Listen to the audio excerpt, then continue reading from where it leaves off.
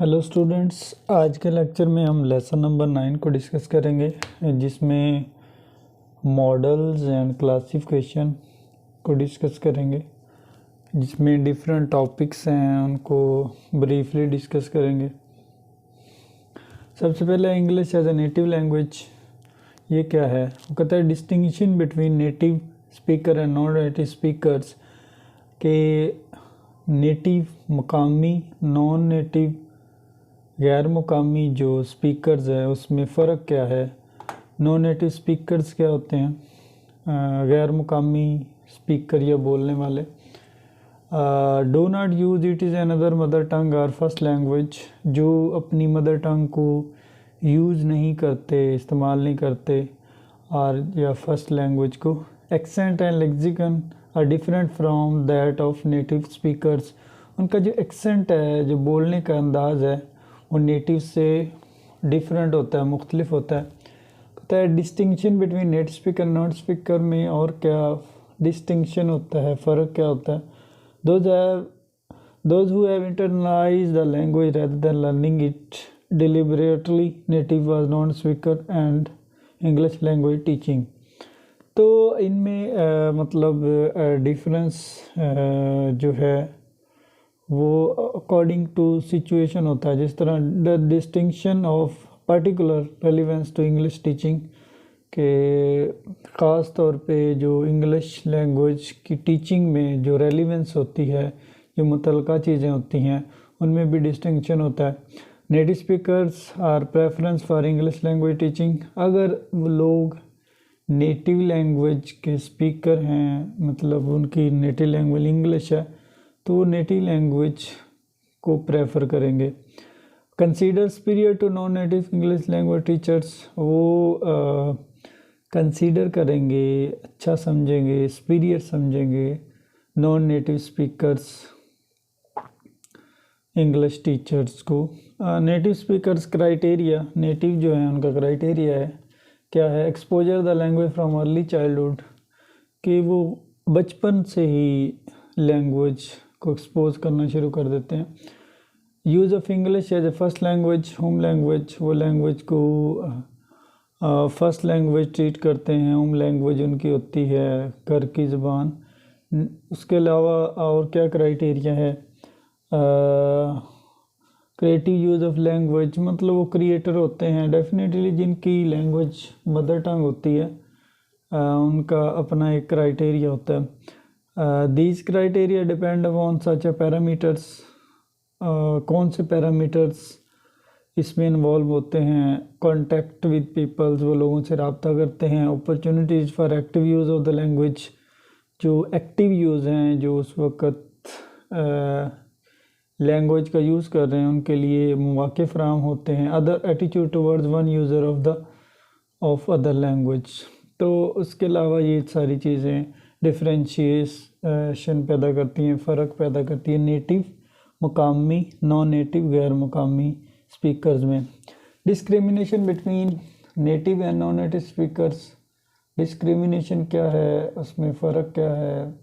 Discrimination of people on the basis of the accent, vocabulary and sentence structure is based on the politics of identity.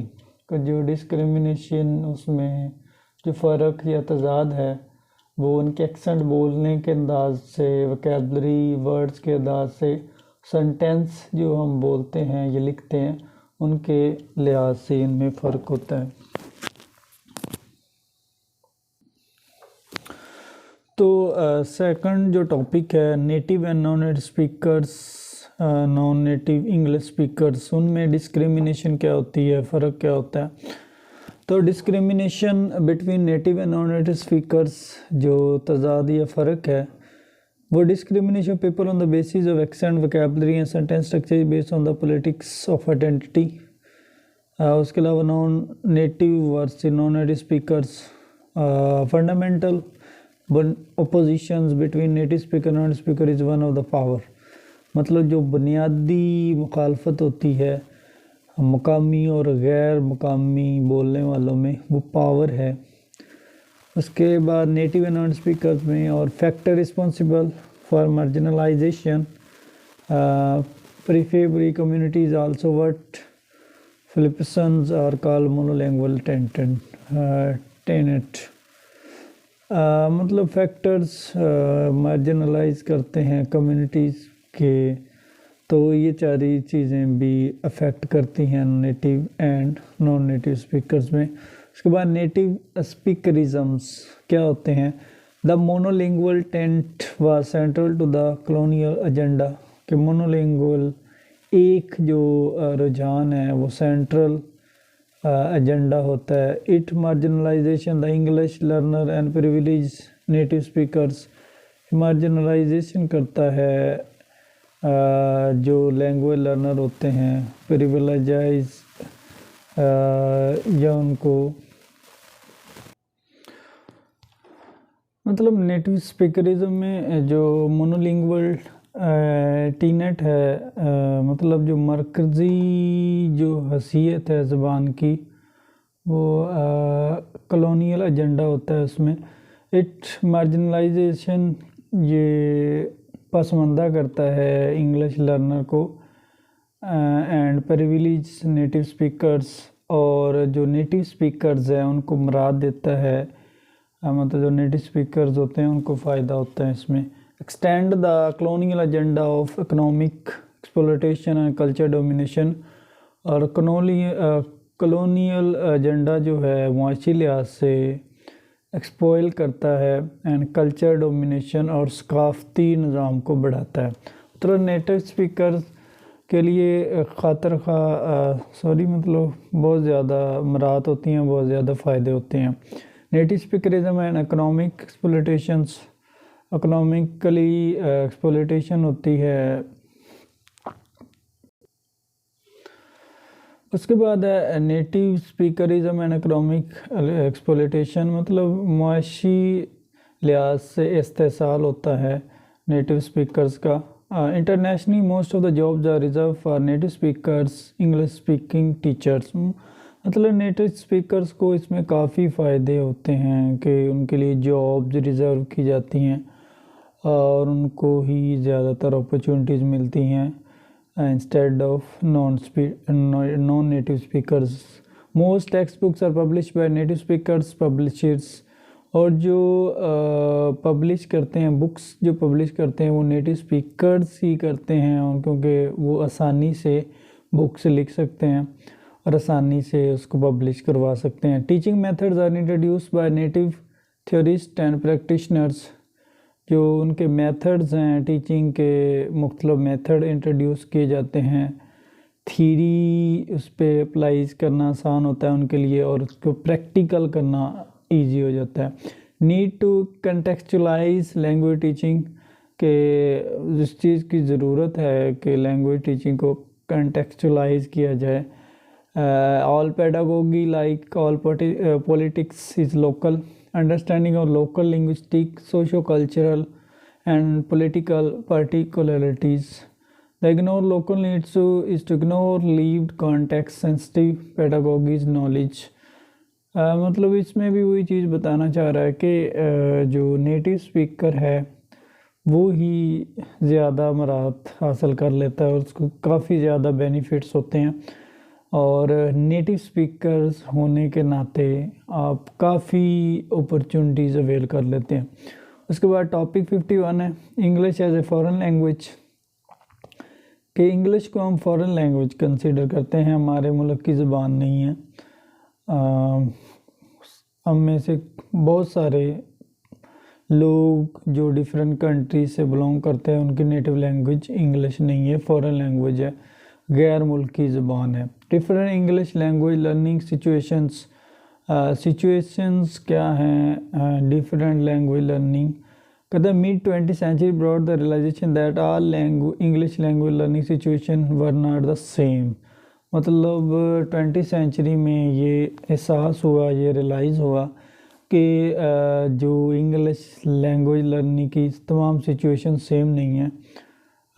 English language teaching जिस तरह English as a second foreign language consider किया जाता है, English second language, English first language.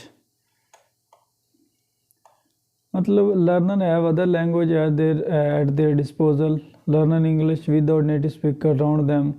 Learn English for restricted purpose.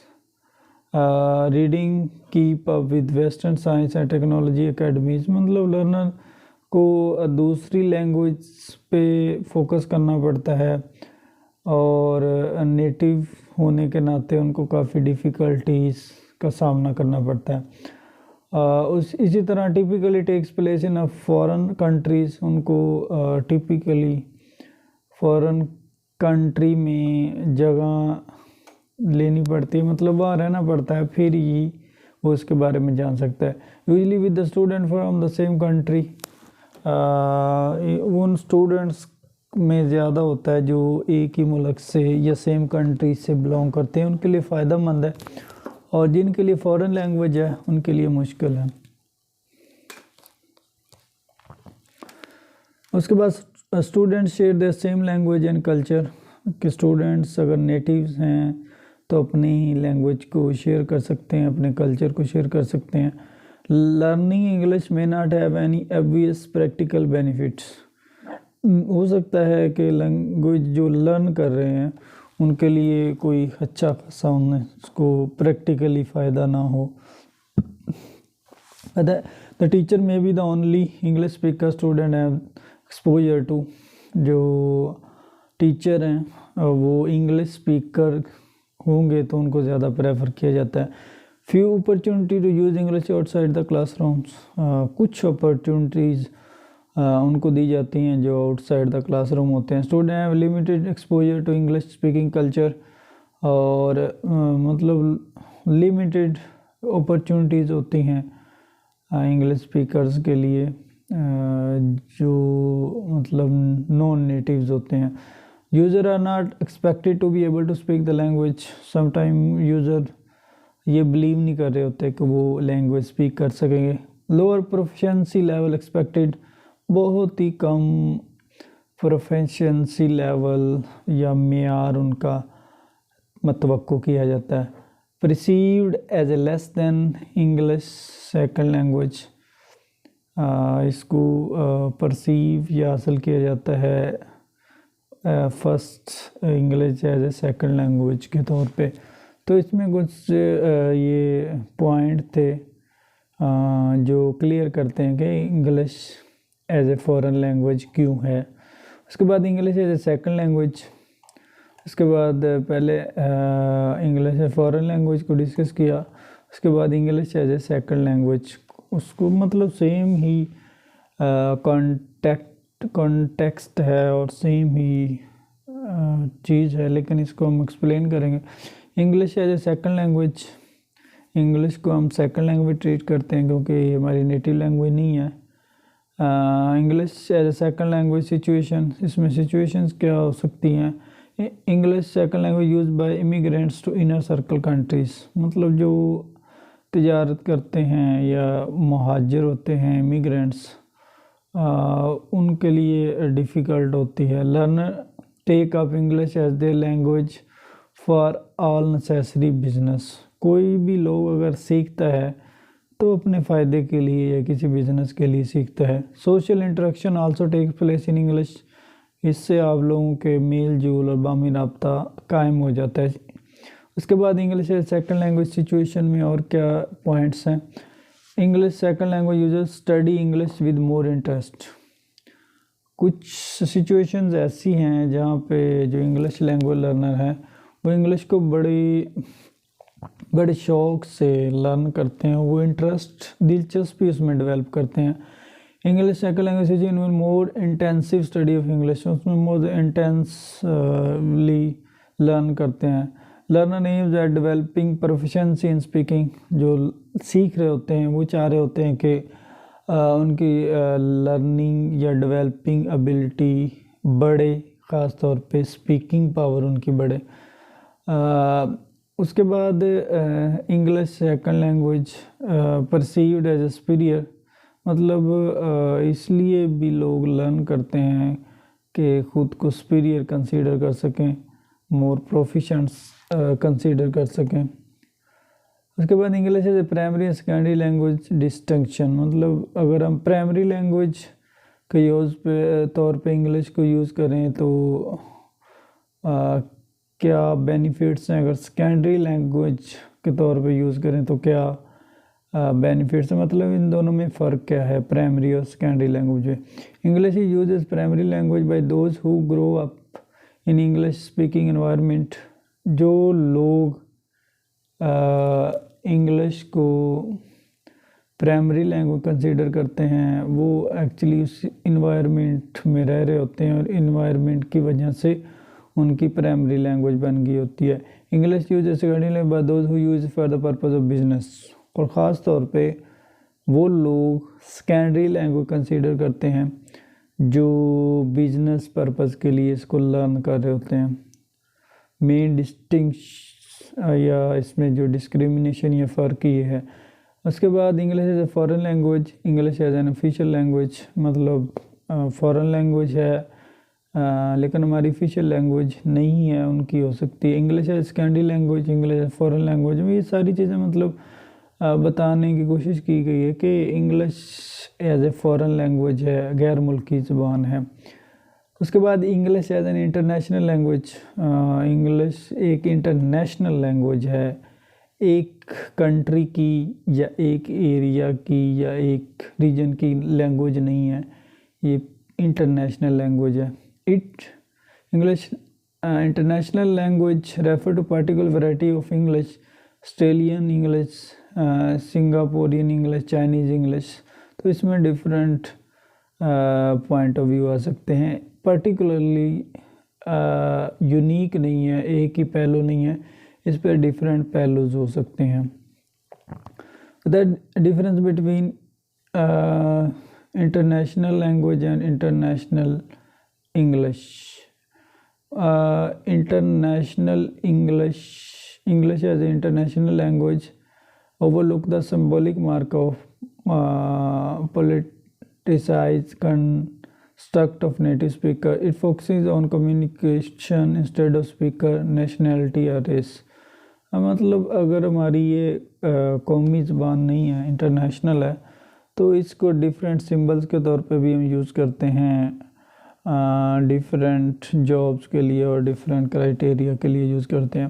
English as international language does not refer to particular variety of English, ये ख़ास एक variety या एक किस्म की लैंग्वेज नहीं है, इसमें डिफरेंट लैंग्वेजेस हो सकती हैं।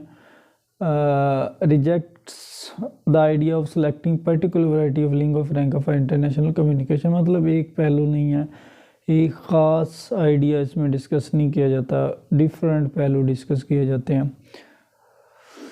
उसके अलावा और बहुत सारे ये मेथड्स हैं जिनकी वजह से बहुत सारे पॉइंट्स हैं जिनकी वजह से इसको इंटरनेशनल लैंग्वेज कंसीडर किया जाता है। उसके बाद speech community and speech fellowship. Speech communities are group that share values attitude about language use varieties and practice. Speech communities वो कम्युनिटीज़ हैं जो लैंग्वेज की वैल्यूज़, उसकी कदर, उसके रवैये को, लैंग्वेज के इस्तेमाल को और डिफरेंट वैराइटीज़ को डिस्कस करते हैं। स्पीच कम्युनिटी में क्या क्या होता है, फॉर्म ऑफ सोशल आइडेंटिटी है, मतलब एक समाजी आइडेंटिटी या शनाख्त होना। It use an indication of membership of different social groups and speech communities, ये डिफरेंट मेंबरशिप ग्रुप को हाईलाइट करती है, इंडिकेट करती है।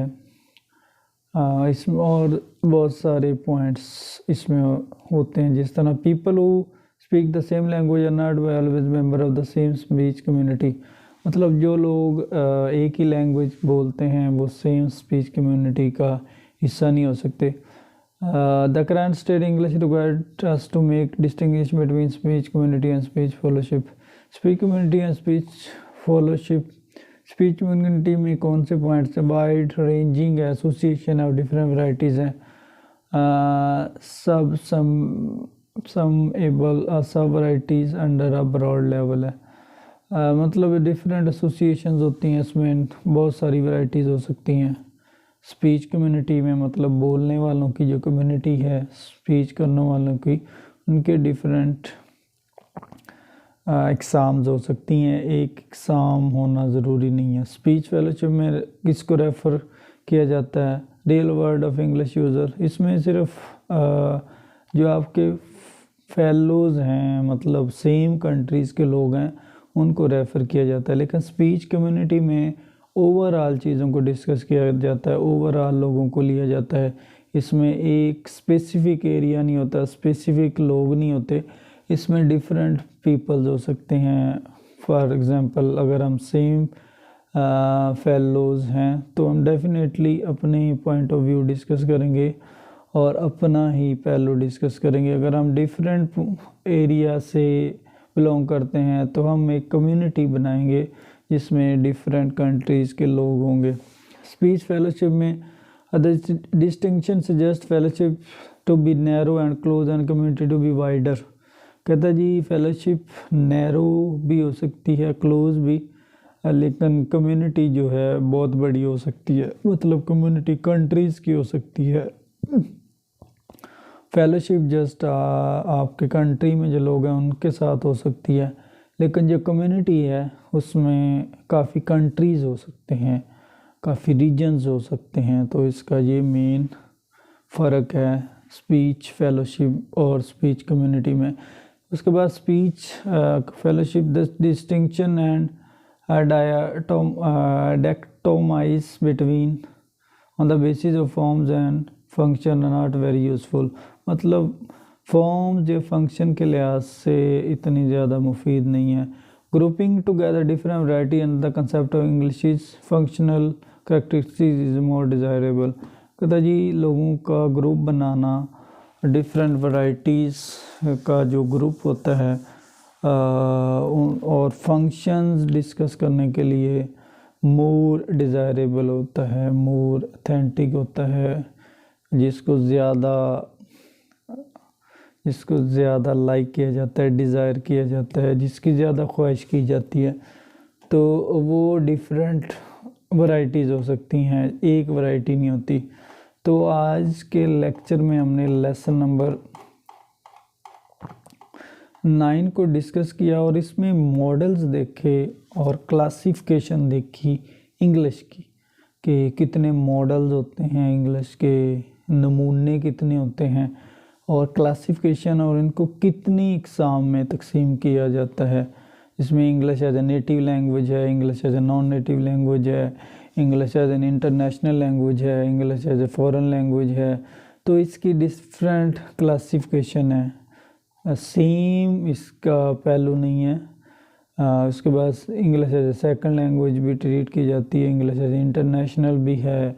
स्पीच कम्युनिटी और स्पीच फेलोशिप क्या है? स्पीच कम्युनिटी में बहुत सारे लोग आ जाते हैं, बहुत सारे कंट्रीज़ आ जाते हैं, रीजन आ जाते हैं। लेकिन स्पीच फेलोशिप में मतलब स्पीच मतलब बोलना, बातचीत करना, कम्युनिटी लोगों का जो ग्रुप होता है। फेलोशिप, फेलो जो होते हैं आपके जो दोस्त या सेम एरिया के लोग, सेम कंट्री के लोग, उनको हम फेलोज कहते हैं। तो स्पीच कम्युनिटी में डिफरेंट वैल्यूज़ होती हैं, एटीट्यूड्स होते हैं और डिफरेंट वैरायटीज़ होती हैं।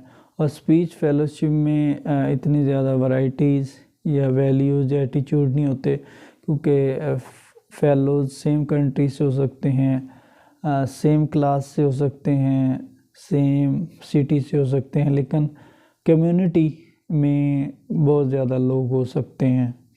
तो ये था आज का लेक्चर जिसमें हमने models and classification of English को डिस्कस किया। नेक्स्ट लेक्चर में और मज़ीद चीज़ें डिस्कस करेंगे।